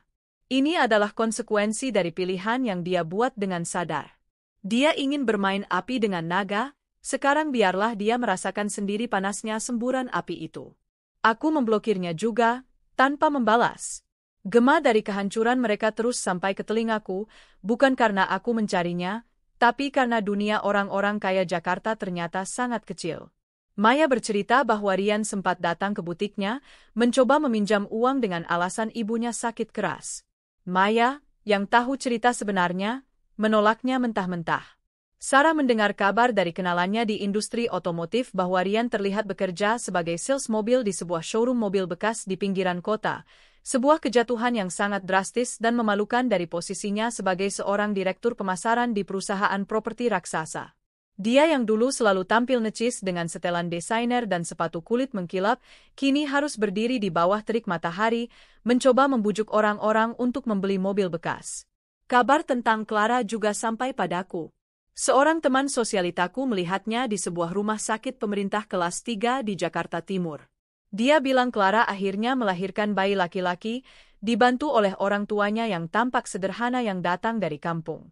Rian, kata teman itu, bahkan kabarnya sempat bertengkar dengan bagian administrasi rumah sakit karena tidak bisa membayar penuh biaya persalinan. Mereka kini tinggal menumpang di rumah kerabat jauh Clara yang sempit dan padat di sebuah gang kecil.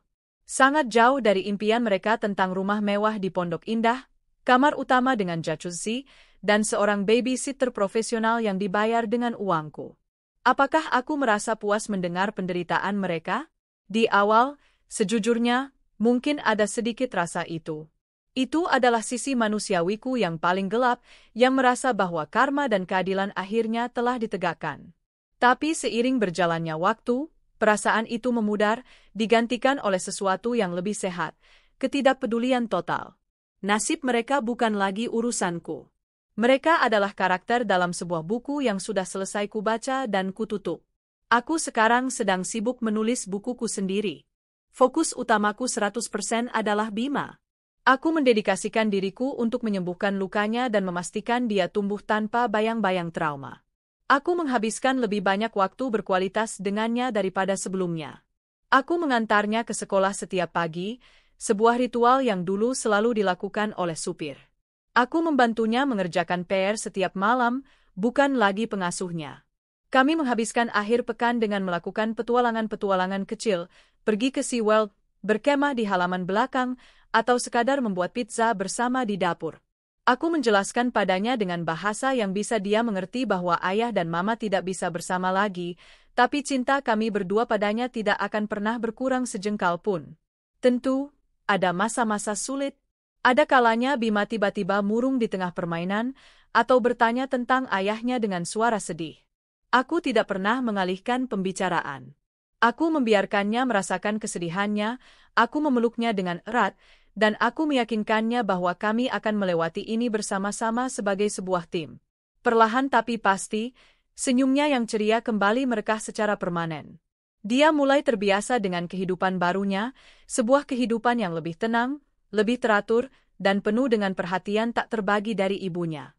Suatu sore, saat kami sedang merakit sebuah set Lego Star Wars yang rumit di karpet ruang keluarga, Bima tiba-tiba berhenti dan menatapku dengan serius. "Ma, Bima sekarang lebih suka, loh," katanya. Aku menghentikan tanganku yang sedang mencari kepingan Lego. "Lebih suka apa, sayang?" "Lebih suka sekarang." Di rumah rasanya lebih tenang. Dan Mama jadi lebih sering tersenyum. Senyumnya beneran, bukan senyum yang kelihatan capek. Kata-kata itu, yang begitu polos dan jujur, menusuk hatiku dengan cara yang paling melegakan. Anak sekecil dia pun ternyata bisa merasakan atmosfer beracun yang selama ini menyelimuti rumah kami tanpa kusadari. Dia merasakan kebahagiaanku yang baru. Dan pada saat itu, aku tahu dengan seyakin-yakinnya bahwa aku telah membuat keputusan yang paling tepat dalam hidupku. Aku tidak hanya menyelamatkan diriku sendiri dari pernikahan yang mematikan, tapi aku juga telah menyelamatkan putraku dari takdir tumbuh di lingkungan yang penuh dengan kebohongan, kepalsuan, dan ketidakbahagiaan yang tersembunyi. Gema kehancuran Rian dan Clara mungkin masih sayup-sayup terdengar di kejauhan, tapi di dalam benteng rumahku, satu-satunya gema yang terdengar kini hanyalah gema tawa Bima dan detak jantungku yang berirama tenang dan bahagia. Aku telah berhasil mengubah badai menjadi pelangi yang indah. 1 tahun berlalu seperti satu kedipan mata. Musim berganti, tren mode datang dan pergi, dan begitu pula kehidupanku. Jika setahun yang lalu aku adalah seorang wanita yang berdiri di tepi jurang kehancuran, kini aku berdiri kokoh di puncak gunung, bermandikan cahaya fajar yang baru dan hangat, dengan pemandangan masa depan yang terhampar luas dan cerah di hadapanku. Proses perceraian telah resmi selesai 6 bulan yang lalu. Hakim mengetuk palu, mengabulkan semua tuntutanku tanpa perdebatan panjang. Hak asuh Bima jatuh sepenuhnya ke tanganku. Rian tidak mendapatkan apa-apa, tidak rumah, tidak mobil, tidak sepeser pun uang, selain kewajiban formal untuk membayar tunjangan anak setiap bulan. Sebuah kewajiban yang kutahu tidak akan pernah bisa dia penuhi, dan sejujurnya, aku pun tidak pernah mengharapkannya. Bagiku, surat cerai itu bukanlah sebuah dokumen akhir dari sebuah cerita yang tragis, melainkan paspor untuk memulai sebuah petualangan baru, halaman pertama dari sebuah buku yang menarik yang penulisnya adalah aku sendiri. Anjaya Corp melesat seperti anak panah yang dilepaskan dari busurnya di bawah kepemimpinanku yang kini tanpa beban. Aku meluncurkan beberapa proyek properti inovatif, termasuk sebuah kompleks hunian ramah lingkungan dan sebuah gedung perkantoran berkonsep Smart Office, yang mendapat sambutan luar biasa dari pasar dan media. Omset perusahaan naik hampir 2 kali lipat. Sebuah majalah bisnis terkemuka bahkan menobatkanku sebagai salah satu dari 50 CEO wanita paling berpengaruh di Asia Tenggara tahun ini. Wajahku terpampang di sampul majalah itu. Aku menerima penghargaan itu bukan dengan kebanggaan yang arogan, tetapi dengan rasa syukur yang mendalam. Semua kerja kerasku, semua air mataku, semua pengorbananku selama ini, akhirnya berbuah manis. Aku membuktikan pada dunia, pada orang-orang yang pernah meremehkanku, dan yang terpenting, pada diriku sendiri, bahwa aku tidak butuh bayang-bayang seorang pria untuk bersinar. Aku adalah matahariku sendiri. Hubunganku dengan Bima adalah harta karunku yang paling berharga, pusat dari alam semestaku. Dia tumbuh menjadi anak laki-laki yang cerdas, percaya diri, dan penuh empati.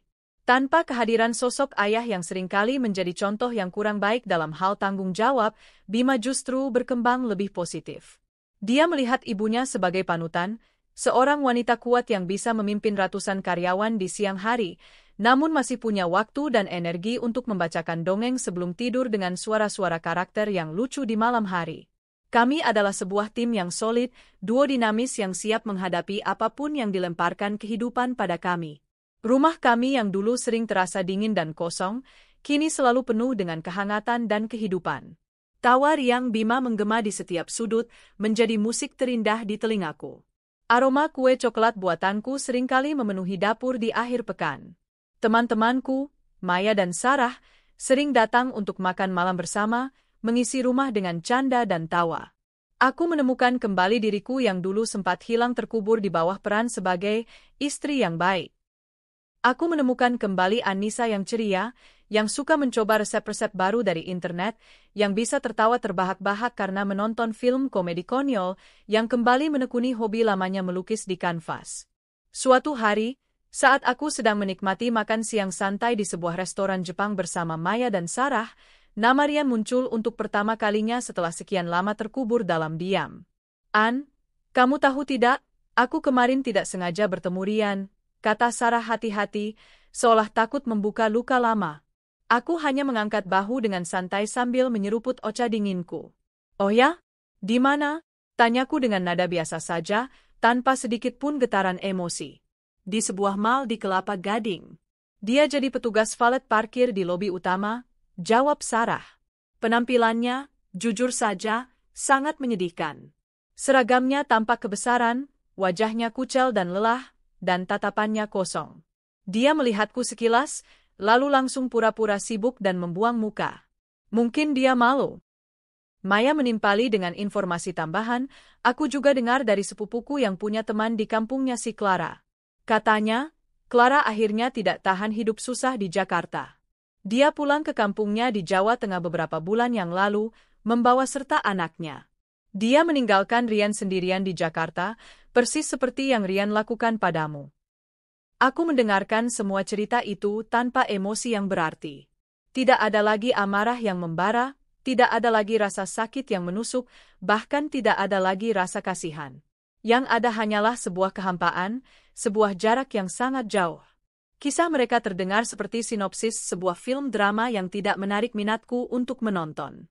Mereka adalah orang-orang asing dari masa laluku, karakter-karakter dari sebuah bab yang sudah kututup rapat, kusimpan di rak paling berdebu di perpustakaan hidupku, dan bahkan aku sudah lupa di mana letak rak itu. Biarlah, hanya itu komentarku sambil mengambil sepotong salmon sashimi. Itu hidup mereka. Itu pilihan mereka. Bukan urusanku lagi. Maya dan Sarah saling berpandangan, lalu tersenyum lega. Mereka melihat ketenangan yang tulus di mataku. Mereka tahu bahwa aku sudah benar-benar sembuh, sudah benar-benar move on. Bagaimana denganmu, Nyonya CEO? Tanya Maya, mengubah topik pembicaraan ke arah yang lebih ceria. Sudah ada pangeran baru yang mencoba mendekati sang ratu di istananya yang megah. Aku tertawa lepas, tawa yang tulus dari hati. Ada beberapa yang mencoba. Pengusaha, politisi, bahkan seorang aktor, kataku sambil bercanda. Tapi aku tidak terburu-buru. Untuk saat ini, aku sedang sangat menikmati masa-masa berkencan dengan diriku sendiri. Dan aku baru menemukan bahwa aku adalah teman kencan yang sangat menyenangkan, cerdas, dan lucu. Kami bertiga tertawa bersama. Aku tidak menutup hatiku untuk kemungkinan cinta di masa depan. Aku percaya suatu hari nanti akan ada pria yang tepat untukku, seorang partner sejati yang bisa berjalan di sisiku dengan bangga, bukan di belakangku dengan rasa iri atau di depanku dengan arogansi. Seseorang yang akan menghargai kekuatanku, bukan merasa terintimidasi olehnya. Tapi aku tidak lagi mencarinya dengan putus asa.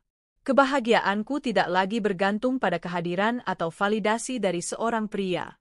Aku sudah menemukan kebahagiaan itu di dalam diriku sendiri, dalam pencapaian karierku, dan yang terutama, dalam senyum tulus putraku. Sore itu, setelah menjemput Bima dari les pianonya, kami berhenti di sebuah taman kota yang rindang. Kami membeli 2 cup es krim gelato dan duduk di sebuah bangku kayu di bawah pohon flamboyan yang sedang berbunga merah. Kami memandangi anak-anak lain yang berlarian, anjing-anjing yang bermain lempar tangkap, dan pasangan-pasangan tua yang berjalan bergandengan tangan. Mama, panggil Bima tiba-tiba, sambil menjelati es krim rasa coklatnya yang mulai meleleh di tangannya. Iya, sayang? Terima kasih ya, Ma. Aku menoleh padanya, sedikit terkejut dengan keseriusan di nada suaranya. Terima kasih untuk apa, jagoan? Untuk semuanya. Terima kasih karena Mama sudah membuat Bima bahagia, katanya dengan tulus, matanya yang jernih menatap lurus ke mataku. Aku merasakan mataku seketika menghangat, berkaca-kaca. Aku merangkul bahunya yang kecil namun terasa begitu kokoh, dan mencium puncak kepalanya yang wangi. Mama juga bahagia, sayang. Sangat, sangat bahagia. Karena Mama punya kamu. Kami duduk di sana dalam diam yang nyaman, memandangi langit senja yang mulai dicat oleh kuas sang pencipta dengan warna oranye, merah muda, dan ungu yang magis. Indah sekali. Itu adalah pemandangan sebuah hari yang akan berakhir dengan sempurna, menjanjikan kedatangan hari baru yang cerah esok pagi. Aku menatap cakrawala, menarik napas dalam-dalam, merasakan aroma rumput yang baru dipotong dan aroma kebebasan. Aku telah melewati badai tergelap dalam hidupku. Aku telah berjalan melewati api. Dan aku berhasil keluar dari sana bukan hanya dengan selamat, tapi dengan menjadi versi terbaik dari diriku yang pernah ada. Tugasku sekarang, seperti yang pernah kupikirkan di hari paling kelam itu, adalah menata hidupku dengan anakku untuk masa depan kami. Dan aku telah melakukannya. Masa depan terbentang luas di hadapanku dan Bima, sebuah kanvas kosong yang siap kami lukis bersama dengan warna-warni kebahagiaan kami sendiri. Fajar yang baru telah benar-benar tiba, dan sinarnya terasa begitu hangat di kulitku. 5 tahun kemudian. Waktu adalah pemahat yang paling ahli sekaligus paling kejam. Ia bisa mengikis gunung batu menjadi pasir, namun juga bisa memoles bongkahan karbon tak berbentuk menjadi berlian yang paling cemerlang. Bagiku, 5 tahun yang telah berlalu adalah proses pemolesan itu. Waktu telah mengambil seorang wanita yang hancur berkeping-keping dan dengan sabar, hari demi hari, membentuknya kembali menjadi sesuatu yang lebih kuat, lebih berkilau, dan jauh lebih berharga. Pagi itu, udara Jakarta terasa sejuk setelah diguyur hujan semalaman. Aku berdiri di balkon kamar utamaku, kamar yang dulu nyaris direbut dariku, kini menjadi saksi bisu kedamaianku. Di tanganku, secangkir teh chamomile hangat mengepulkan uap wangi. Pemandangan dari sini masih sama, hamparan rumah-rumah mewah dan pepohonan rindang di Pondok Indah, namun caraku memandangnya sudah sama sekali berbeda. Dulu, aku melihatnya sebagai latar belakang dari sebuah drama yang menyakitkan. Kini, aku melihatnya sebagai kanvas dari kehidupanku yang penuh warna. Anjaya Corp tidak lagi hanya menjadi raksasa properti di Indonesia. 2 tahun yang lalu, kami berhasil melakukan ekspansi besar-besaran ke Asia Tenggara, membuka kantor cabang di Singapura dan Kuala Lumpur. Proyek terbaru kami, sebuah eco-city di pinggiran Bangkok, menjadi sorotan media internasional dan memenangkan berbagai penghargaan arsitektur dan lingkungan. Namaku, Anissa Wijaya, kini tidak hanya dikenal di kalangan pebisnis lokal, tetapi juga mulai diperhitungkan di kancah regional. Aku bukan lagi sekadar CEO, aku adalah seorang visioner. Namun, pencapaian terbesar dalam 5 tahun ini bukanlah gedung-gedung pencakar langit yang kubangun atau penghargaan yang kupajang di kantor. Pencapaian terbesarku kini berusia 12 tahun dan sedang sibuk di kamarnya, mempersiapkan diri untuk kejuaraan robotik tingkat nasional. Bima, putraku, matahariku. Dia tumbuh menjadi remaja tanggung yang cerdas, sopan, dan luar biasa baik hati. Wajahnya adalah perpaduan sempurna antara aku dan Rian, namun sorot matanya yang penuh rasa ingin tahu dan semangat hidup adalah miliknya sendiri. Dia adalah pengingat bahwa dari sesuatu yang paling pahit sekalipun, bisa lahir sesuatu yang paling manis. Hubungan kami adalah jangkar dalam hidupku. Kami bukan hanya ibu dan anak, kami adalah sahabat, partner dalam kejahilan, dan tim yang tak terkalahkan. Kami bisa menghabiskan waktu berjam-jam berdebat tentang plot film Marvel terbaru, atau mencoba resep kue yang rumit hingga dapur kami berantakan seperti kapal pecah. Dia adalah alasanku untuk menjadi lebih baik setiap hari. Rumah ini pun telah bertransformasi. Foto pernikahan ukuran raksasa di ruang keluarga sudah lama kuturunkan. Dinding itu kini dihiasi oleh sebuah lukisan abstrak karya seniman kontemporer Indonesia yang penuh dengan warna-warna cerah, biru, kuning, jingga, yang melambangkan energi dan optimisme. Setiap sudut rumah yang dulu menyimpan kenangan pahit, kini telah tergantikan oleh kenangan baru yang bahagia. Ruang kerja tempatku dulu sering menangis hingga larut malam, kini sering menjadi tempat kami bermain catur. Kolam renang yang dulu hanya menjadi saksi bisu kesepianku, kini menjadi arena perang pistol air di akhir pekan. Tentu saja, perjalanan menuju titik ini tidak selalu mulus. Ada malam-malam di tahun pertama setelah perceraian di mana aku merasa begitu kesepian. Ada saat-saat di mana aku meragukan kemampuanku untuk menjadi orang tua tunggal yang baik.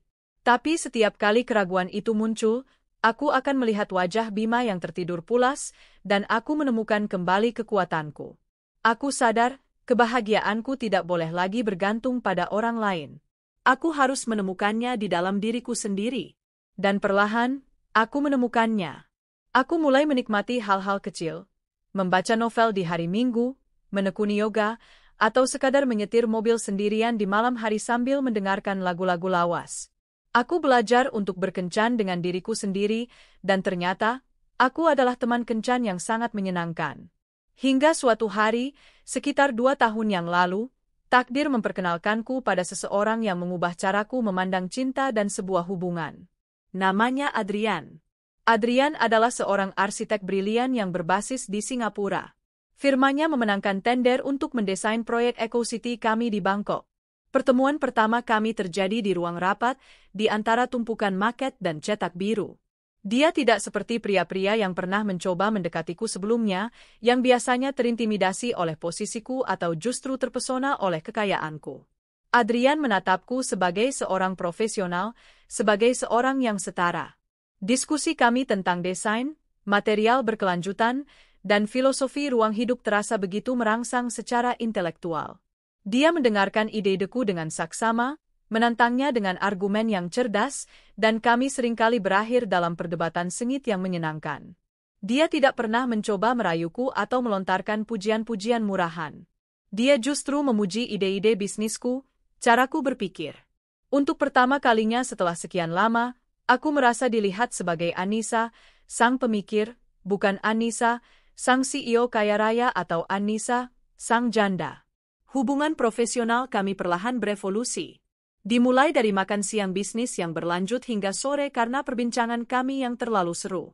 Lalu berlanjut dengan panggilan telepon di akhir pekan untuk membahas pekerjaan, yang seringkali berakhir dengan kami membicarakan film favorit kami atau pengalaman traveling. Adrian adalah kebalikan dari Rian dalam segala hal. Jika Rian adalah parasit yang mengambil, Adrian adalah partner yang memberi. Dia mandiri, sukses karena usahanya sendiri, dan memiliki ketenangan yang meneduhkan. Dia tidak pernah merasa perlu bersaing denganku. Sebaliknya, dia adalah pendukung terbesarku. Dunia butuh lebih banyak wanita sepertimu, Anissa. Jangan pernah biarkan siapapun meredupkan sinarmu, katanya suatu kali. Dia juga luar biasa sabar. Dia tahu tentang masa laluku, dan dia mengerti ketakutanku untuk kembali membuka hati. Dia tidak pernah memaksaku. Dia memberiku ruang dan waktu, menunjukkan cintanya melalui tindakan-tindakan kecil yang konsisten, membawakanku kopi kesukaanku saat tahu aku akan rapat panjang, mengirimiku artikel menarik yang menurutnya akan kusukai, atau sekadar menelepon hanya untuk bertanya, bagaimana harimu? Momen yang paling mengubah segalanya adalah saat aku memperkenalkannya pada Bima. Aku gugup setengah mati hari itu. Bima adalah duniaku, dan restunya adalah segalanya. Mereka bertemu di sebuah kafe. Aku melihat Adrian tidak mencoba untuk menjadi calon ayah bagi Bima. Dia justru mendekati Bima sebagai seorang teman.